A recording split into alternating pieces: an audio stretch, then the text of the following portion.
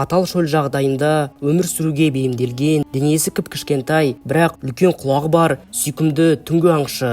Ол тіпті шамалы сыбдырды да сезіп, терең ор қазып, өзінен 3 есе жоғары секіре алады. Бүгін біз ең тәтті жыртқыш феник жайлы айтатын боламыз. Африканың құмды шөлдері дегенде сізге не елестейді? Улы жыландар, кесірткелер, шаяндар немесе түйелер ме?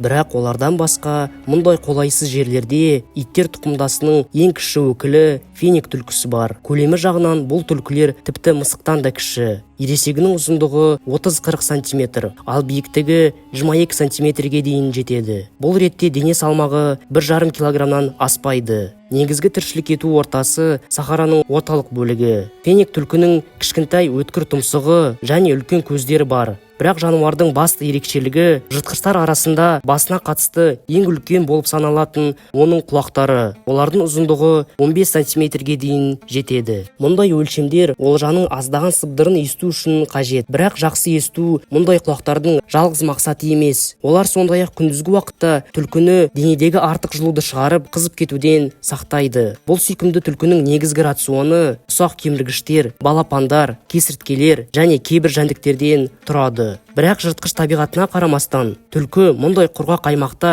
кездестірген өсімдіктер мен жидектерді жеуден бас тартпайды. Алайда бәрінен бұрын феник тамаша аңшы.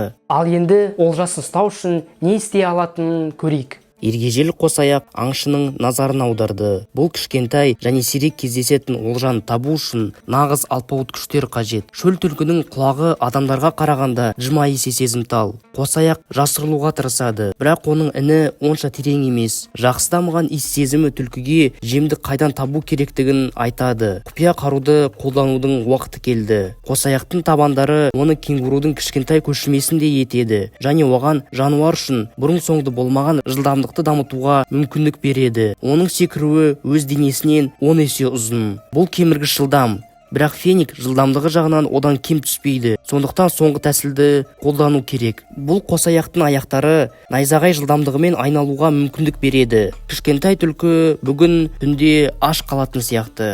Көп жағдайда тамақ іздеп шөл түлкі қауіпті қарсыластар жылан және шаяндармен шайқасқа түседі. Епті қимылдармен түлкі қайта-қайта шабуыл жасайды, бірақ сақтық күрес тез жеңіске жетуге мүмкіндік бермейді. Жыртқыш табиғатына қарамастан түлкінің тістері өте қарапайым, бірақ шыдамдылық жеміс береді. Бұл жолы феник жақсы түскі аспен марапатталды. Шаянға қарсы дәл осындай тактика қолданылады. Түлкі алдымен оның улы шаншығына шабуыл жасап, ақыры жаудың айбатты қаруы заласызданды. Кішкентай жыртқыш жақсылап тоятын болды. Фениктің қалың жүні оны суық түнде жылытып қана қоймай, сонымен қатар оны ыстықтан сақтайды. Түлкінің табанының жастықтары жүнмен жабылған. Бұл оны ыстық құмның үстінен өтуге мүмкіндік береді. Егер сіз білмесеңіз, Сахараның құмның температурасы ыстық күннің астында 80 градусқа дейін жетеді. Феник түлкілері әлеуметтік жануарлар. Олардың отбасы 10-ға дейін жететін түлкілерден құралады. Бас қосқан жұп өмір бойы бірге болады. Күшіктері көп жағдайда есейіп, толығымен тәуелсіз болып кетсе де, ата-анасымен бірге қалады. Жануардың кішкентай өлшемі, камуфляждық түсі және таңғажайып ептілігі оны басқа жануарлар үшін өте қиын олжа етеді. Сондықтан табиғатта оның жаулары іс жүзінде жоқ. Міне, сүйкімді жыртқыш феник жайлы білдік. Біздің арнамызда тек қана жануарлар жайлы ғана емес, сондай-ақ әлем тарихы жайлы көптеген видеолар бар.